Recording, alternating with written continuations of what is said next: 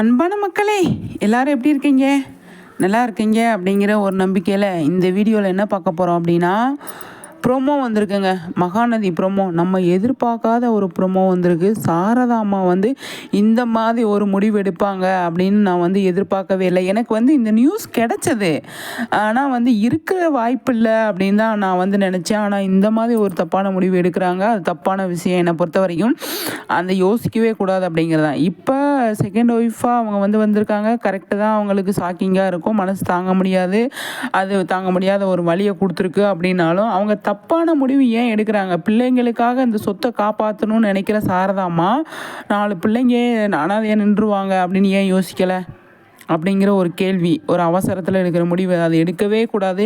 யாராக இருந்தாலும் இந்த முடிவு எடுக்கக்கூடாது என்னை பொறுத்த வரைக்கும். இறைவன் படைத்தவன் கூப்பிடுற போது தான் நம்ம போகணும். அதுக்கடையில் நம்மளாக போகணும்னு முயற்சி பண்ணக்கூடாது அப்படிங்கிறத எப்போவுமே நான் யோசிக்கிற முடிவு. ஆனால் இந்த சாரதாவோட இது எனக்கு ரொம்பவே ஷாக்கிங்காக இருந்தது.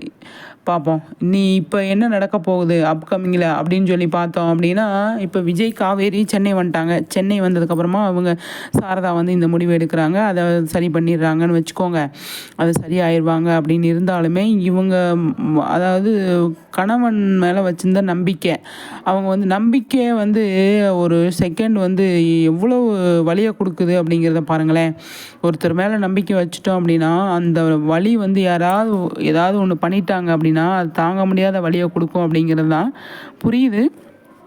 ஆனால் அவங்க இந்த மாதிரி ஒரு விஷயத்தை அவங்க பண்ணியிருக்கக்கூடாது, பண்ணியிருக்க தேவையில்லை அப்படின்னு தான் என்னை பொறுத்த வரைக்கும் நான் யோசிக்கிறேன். ஒரு ஆத்திரத்தில் அவங்க ஃபோட்டோவை பார்த்தோன்னே ஒரு உணர்ச்சி வசப்பட்டாங்க. அந்த ப்ரொமோ கொடுத்தோன்னே எனக்குமே ஒரு ஷாக்கிங்காக இருந்தது. என்னடா இப்படி பண்ணுறாங்க அப்படின்னு. நமக்கு காவேரி பயங்கரமாக ஃபீல் பண்ணிகிட்டு இருக்காங்க விஜய்கிட்ட. அவங்க என்னெல்லாம் பண்ணுவாங்க அப்படிங்கிறது ஒன்று இருக்குது.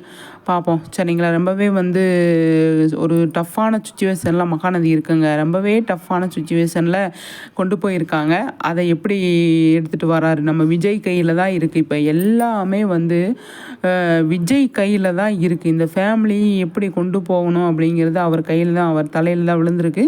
அவர் அதை எப்படி சரி பண்ணுறாரு அப்படின்னு கண்டிப்பாக சரி பண்ணுவார். ஆனால் எப்படி என்னெல்லாம் பண்ணுறாரு அப்படிங்கிறத நம்ம வெயிட் பண்ணி பார்க்கணும். இந்த வீட்டில் ஒரு ஆம்பளைங்க கூட இல்லை அப்படிங்கிற ஒரு சுச்சுவேஷனில் இருக்கிறப்போ இந்த ட்ராக்கை கொண்டு இந்த மாதிரி ஒரு பதட்டத்தில் அந்த ஃபேமிலியை தவிக்க விட்டுருக்காங்க.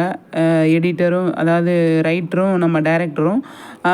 அதுக்கப்புறமா என்ன மாதிரி கொண்டு வராங்க இந்த மாதிரி ஒரு சுச்சுவேஷனில் இந்த மாதிரி ஃபோட்டோஸ் இந்த மாதிரி சீன்ஸ்லாம் கொண்டு வரப்போ கொஞ்சம் மனசுக்கும் கொஞ்சம் ஆறுதலாக இருக்குது. என்ன நடக்க போகுது எது நடக்க போகுது அப்படின்னு சொல்லி நம்ம வெயிட் பண்ணி பார்க்கலாம். அது மட்டும் இல்லாமல் பார்த்தீங்க அப்படின்னா அந்த இடத்துல சாரதா இந்த மாதிரி ஒரு தப்பான முடிவு எடுக்கிறாங்க அப்படிங்கன்னு ஒரு யோசிக்கும் போது அந்த இடத்துல கங்காவும் பாட்டி மட்டும்தான் இருக்காங்க சரிங்களா.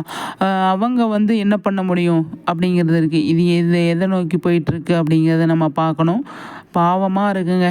என்னதே இருந்தாலும் பிள்ளைங்களை நினச்சி பாவமாக இருக்குது எனக்கு. சாரதா டென்ஷனில் சத்தம் போட்டுக்கிட்டே இருக்கிறாங்க.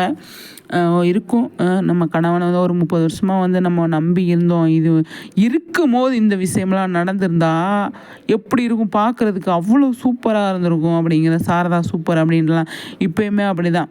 ஆனால் இல்லாத போது இந்த ட்ராக்கை கொண்டு எப்படியெல்லாம் ஒரு பிரச்சனையை கொண்டு எப்படியெல்லாம் ஒரு திசை திருப்புறாங்க அப்படின்றதான் என்னை பொறுத்த வரைக்கும். இருக்கும்போது அதாவது சந்தானம் இருக்கும்போது அவங்க இந்த மாதிரி யாராவது வந்திருந்தாங்க அப்படின்னா அது வேறு மாதிரி இருந்திருக்குங்க, நல்லா இருந்திருக்கும் அப்படின்னு சொல்லி தான் தோணுது. இல்லாத போது கொண்டு வந்தவ இந்த ஃபேமிலி அதை எப்படி ஹேண்டில் பண்ணுறாங்க அப்படிங்கிறது தான் பார்ப்போம் சரிங்களா. இந்த ப்ரொமோ ஏன் கொடுத்தாங்க அப்படின்னு தான் எனக்கு ஒரு கேள்வி. இந்த ப்ரொமோ கொடுக்காமே இருந்திருக்கலாமே அப்படின்னு கொடுத்துட்டாங்க. நிறைய எல்லா சீரியலுக்குமே இன்றைக்கி ப்ரொமோ இந்த டைமில் கொடுத்துருக்காங்க. யாருமே எதிர்பார்க்காத டைமில் ப்ரொமோ கொடுத்துருக்குறாங்க. அதுதான் நமக்குமே நானுமே ரொம்ப நேரம் கழித்து தான் பார்த்தேன். 1 மணி நேரம் கழித்து தான் பார்த்தேன். ஷாக் ஆகிட்டேன், என்னடா ப்ரொமோ இப்படி வந்திருக்கு அப்படின்ட்டு. அது கீழே கமெண்ட்ஸில் பார்த்தா ரொம்ப ரொம்ப ரொம்ப ரொம்ப விஷயங்கள்லாம் பேசியிருக்காங்க. இருக்கட்டும். ஆனால் இந்த இடத்துல விஜய் தான் எல்லாமே பார்க்கணும். எல்லாத்தையுமே விஜய் தான் பார்க்கணும். கண்டிப்பாக அவர் பார்ப்பார். அந்தளவுக்கு மெச்சூர்டாக இருக்கார் நம்மளோட விஜய் அப்படிங்கிறதான். அதை கண்டிப்பாக அவர் செய்வார். அந்த பொசிஷனை அந்த இடத்த கண்டிப்பாக அவர் நிரப்புவார் அப்படிங்கிறதுல எனக்கு 100% இல்லை 200% நம்பிக்கை இருக்குங்க. பார்ப்போம். அதை நம்ம பிரியா தம்பி மேடம் வந்து சூப்பராக விஜயோட கேரக்டரை வந்து அழகாக வந்து எடுத்துகிட்டு போயிருக்காங்க. இதுவரை இனிமேலும் அப்படி தான் மெச்சூர்டாக கொண்டு போவாங்க அப்படின்னு தான் நான் நினைக்கிறேன். அது அழகாக அது அவரும் பண்ணி கொடுப்பாரு. அதுவே நமக்கு பயங்கர ஹாப்பியாக திருப்தியை கொடுக்கும் அப்படின்னு நான் வந்து கண்டிப்பாக நிச்சயமாக வந்து வீக் ஆஃப் ஃபேன்ஸுக்கு நான் சொல்லுவேன். சரிங்களா? இனிமேல் நம்ம வந்து மகாநதி வந்து பயங்கரமாக இருக்கும் அப்படின்னு நம்ம எதிர்பார்க்கறத விட எமோஷ்னலாக கொண்டு போகிறாங்க அப்படின்றது தான். பார்ப்போம் என்ன நடக்குதுன்னு சொல்லிட்டு. சரிங்களா?